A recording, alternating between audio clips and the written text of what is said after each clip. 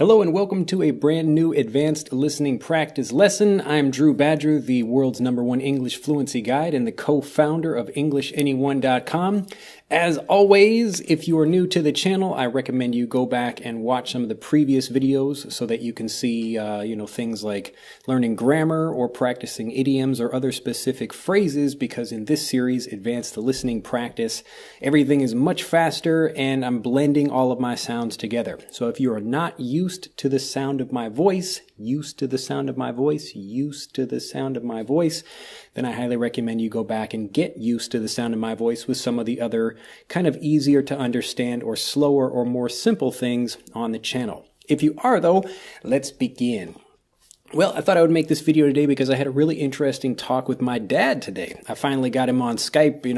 We're like good buddies, good friends, but we just don't communicate. We don't really speak that often. I don't know, maybe it's the same thing in your family, like maybe you're a guy and you have a father and you don't speak with him very much, but when you do, it's just like riding a bike. This is a great English expression you can use to talk about something that even if you haven't done it in a long time, when you do decide to do that thing again, it's just like riding a bike. So if you haven't ridden a bike for many years, you get back on a bike again and it's really easy to start doing again. So when my dad and I do get to talking, we talk about a lot of interesting things and it's like we, never stop talking. So it's always fun when we do talk, and we've, always got plans to talk more often, even though we really never do, but we probably should make plans to do that more.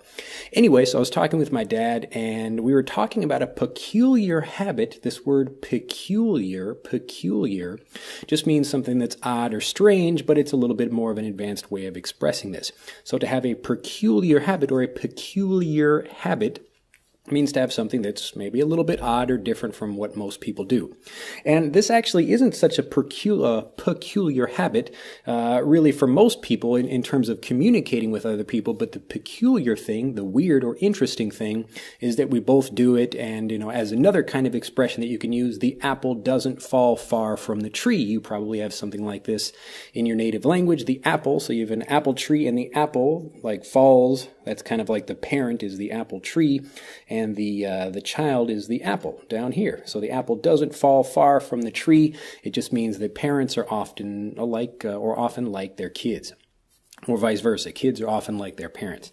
Anyway, so we were talking about the fact this peculiar habit that we have is bringing up conversations or just starting to talk to people randomly, just people that we meet on the street or at, the bus stop or at the movie theater or wherever we happen to be, because we both do this. He was talking about other people kind of think it's strange that he does this. And if you've seen my dad on the channel, he's a fun-loving guy. He likes to communicate with people. He likes to talk. So he likes to, try to open up communication with people the same way I do when we're, talking with people, and maybe other people are kind of, I guess, like a typical situation would be like, especially here in Japan, when you sit on a train with people, nobody talks to people they don't know. You would never begin a conversation with a complete stranger.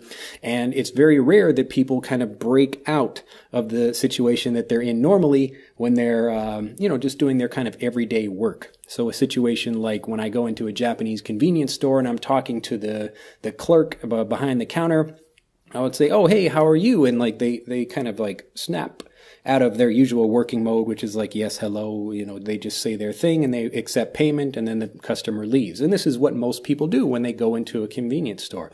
So they don't really have a connection. But actually, sometimes I'll go into the convenience store and most people have name tags. So even in Japanese, they'll have the name tag and you can read it and I'll say, "Oh, hello," whatever the name of the person is. And they'll kind of look at me like it's a completely different world, something like that. But anyway, I just thought it was really interesting that this isn't a habit that's specifically taught by people that are trying to help other people get fluent in a particular language, but it's actually a really valuable skill. It's kind of something I do. With Master English Conversation members, I give them speaking missions like this where they go out and have to practice with people that they wouldn't normally speak with. But it's a really good example of a way that something that's just like a natural habit that you have. It just happens to be good also for language learning. So when you're thinking about doing something like this, try to think about the habits that you have naturally that you use in your own language that have really nothing to do with learning a different language. It's just something you do naturally for your own language. And think about the way you can combine these things or use these things, apply these things when you're talking about building fluency in English or any other language. So this is, having the confidence to speak to other people no matter what they'll say to you. Maybe like they don't want to talk to you, and that happens sometimes. They say, "Oh, hello." I remember I was actually sitting at a restaurant with some other people. It was a group of people. Some of them I did know, some of them I did not. And I said, "Oh, hello," to some woman. And I was like, "Oh, you have like a nice shirt on," or something like that. And she kind of gave me like an angry look. And, she didn't really want to speak with me. And she actually said that. She was like, "I don't want to talk with you right now. I'm not in a talking mood," or something like that. So I said, "Oh, okay, that's fine." And I just turned and started talking to somebody else. So it does happen, just like anything else. You're going to have some people that either don't want to talk to you, or it's annoying, or, whatever that thing happens to be. But on the whole, WHOLE, like the total. So even though some part of that might not be so great, most of it is. Most people are really happy to have someone to say like hello, or even just smile at somebody.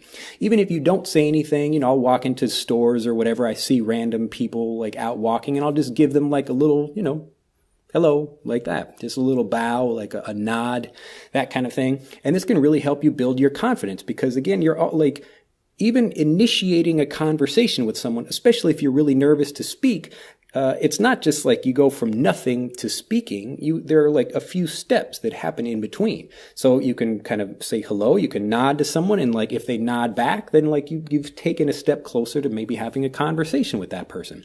And then you say maybe hello or hi or something, and if they say hi back, and you say, "Oh, nice weather, isn't it?" or something like that. This is the kind of thing that happens when you get into an elevator, or you're standing somewhere with somebody waiting, and like, you're just looking to have a friendly conversation. You're trying to connect with people, even if it's just somebody that maybe you'll never see again, or, it's just a random person that you just feel like talking with. But really, the point is that you should be using all of these opportunities, whether it's in English or in your own language, to actually develop the skill of communicating with people that you've never met before. Because if you can do this in your own language, it's much easier to translate that into speaking a different one. So in the case of myself, again, because I have the natural tendency of like wanting to try to communicate with people I don't know, that even though I'm really scared to do it in Japanese, well, I'm not scared anymore, but when I was first learning the language, I was really nervous about doing that, but it still made me want to like try to say something like say hello, or figure out some way to communicate with these people.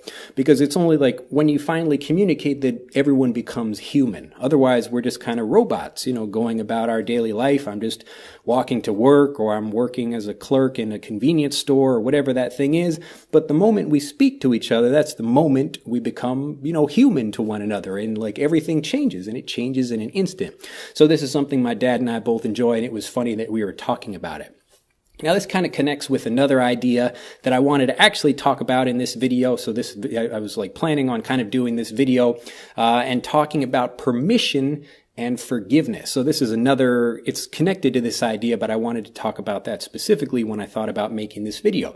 So especially in Japan, I'll just use this as another Japanese example, but it's much better like being a foreigner, or pretty much anybody, in the kind of Japanese system where people have very strict rules, or pretty strict rules about how you should be doing something, that if you're going to try to do something different and you mention that beforehand, like if I go to my Japanese boss, I work at a Japanese company, and I say, "Hey, I want to try to do something different. I have a good idea." They would say, "No, like we're not going to do that." I mean, some people might, but usually on the whole, it's probably not going to work that way. So in Japan, often it's better to do something first and then ask for forgiveness rather than permission. So this again goes along with the same idea of like, when you go and talk to a clerk at a convenience store, you don't necessarily have like permission to speak with that person. Maybe they don't want to talk to you. It doesn't really matter, but it's better just to try to like do it first and then get forgiveness afterwards. So you can ask for forgiveness, like, "Oh, I'm sorry. I didn't realize you didn't want to talk, or you were busy," or something like that.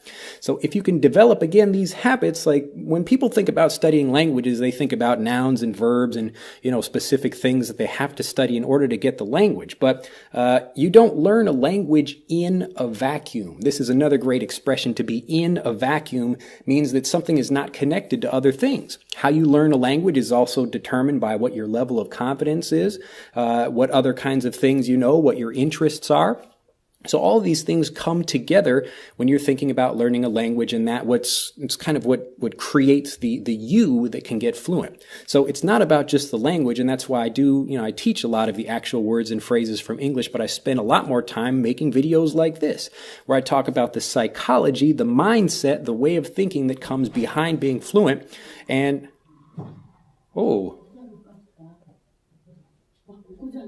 sumimasen.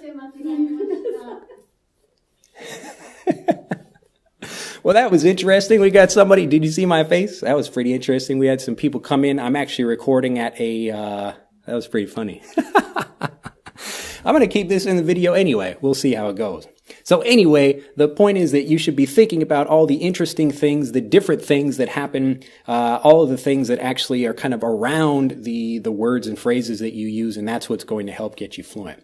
Anyway, I hope you have enjoyed this video. Do like, share, and subscribe to this channel if you haven't already, and tell like 300 people about it. Sometimes I say tell 3 people, but try to tell 300. I think 300 people is an even better number than 3.